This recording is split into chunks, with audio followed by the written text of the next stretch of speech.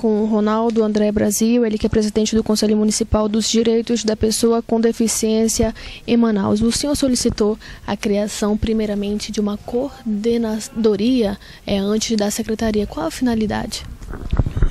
Veja bem, a ideia é a secretaria mesmo, a criação desta secretaria. Mas hoje o que nós temos de mecanismo legal para operacionalizar isso é a criação de uma coordenadoria. Então a gente defende hoje que a gente tenha inicialmente um mecanismo para que a gente consiga operacionalizar a política que foi criada em 2007, porque até o momento nós não temos esse órgão gestor para esta política. Então é muito importante a gente não fazer confusão e nem que as minhas palavras sejam interpretadas de forma que eu esteja defendendo a criação de uma coordenadoria, porque não seria exatamente isso que eu penso e nem é. A minha ideia original, que é compartilhada por muitos militantes do movimento, é que a gente crie uma estrutura de gestão que seja independente. Por exemplo, se a gente criar uma coordenadoria dentro de uma estrutura, de uma política setorial, ela vai começar enfraquecida. Por exemplo, vamos citar como exemplo a gestão de assistência social. A gestão de assistência, ela tem a política de assistência onde ela contempla a pessoa com deficiência. Da mesma forma, a gente tem a gestão de saúde, onde tem um setor específico onde contempla a saúde da pessoa com deficiência. E assim sucessivamente. A gente, quando cria uma secretaria independente, que tem uma sua estrutura própria, ela ganha um poder hierárquico muito maior, que ela tem independência, ela tem a sua política própria, onde dentro desta política ela cria as diretrizes e diz de quem é a responsabilidade para executar aquilo, onde cada um acaba sendo responsável por uma determinada área. Então, hoje, na prática, nós não podemos fazer isso por causa da questão da lei eleitoral. Mas hoje nós temos condições dentro da Lei 1170, de 26 de novembro de 2007, onde criou o órgão de controle social, e aí é importante, como eu falei inicialmente, dar atenção a essa questão do tripé. Quer dizer, para se criar uma estrutura dessa, você tem que dar atenção à questão política, à questão de gestão, que tem que envolver a questão financeira e a questão do controle social. Então a questão política já foi criada, que é a lei. A lei é onde tem a política de atenção à pessoa com deficiência. A questão de gestão não foi criada. Foi criado o órgão de controle, que é o de fiscalização, que é o Conselho Municipal do Direito da Pessoa com Deficiência. Então hoje está fácil e tem previsão legal para se criar essa estrutura, para a gente começar a amadurecer o trabalho desta política a partir de uma gestão, ainda que setorial, mas é o que podemos fazer neste exato momento.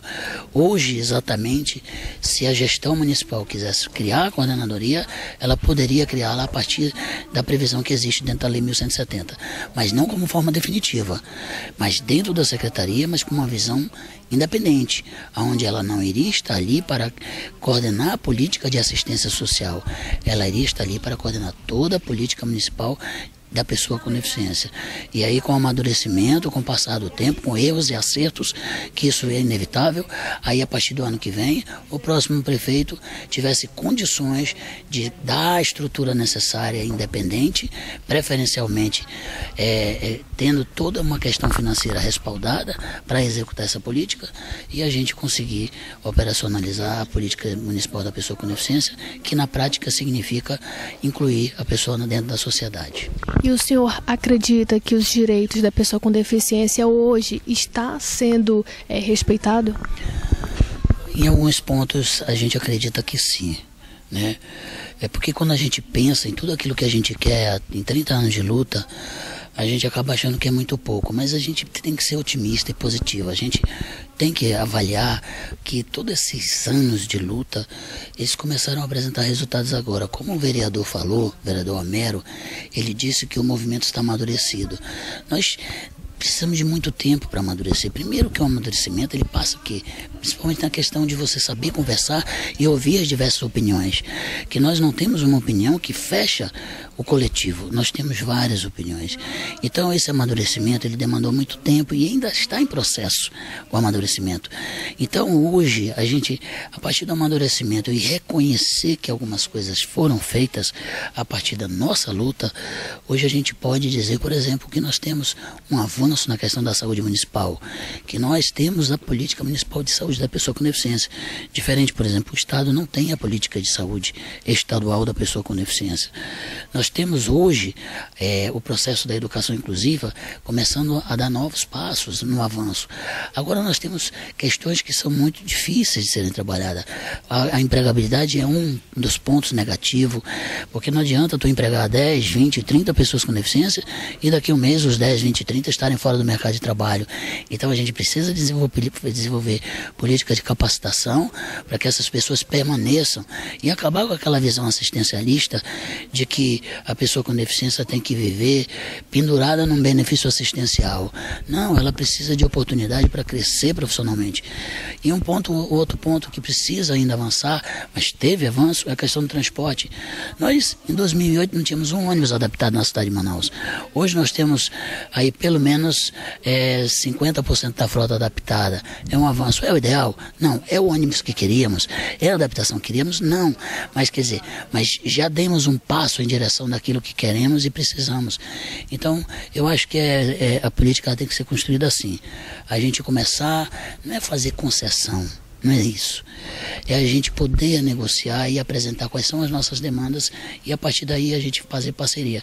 E eu quero aproveitar essa oportunidade para parabenizar o vereador Homero, porque ele imediatamente foi sensível, entendeu a necessidade, procurou viabilizar essa discussão.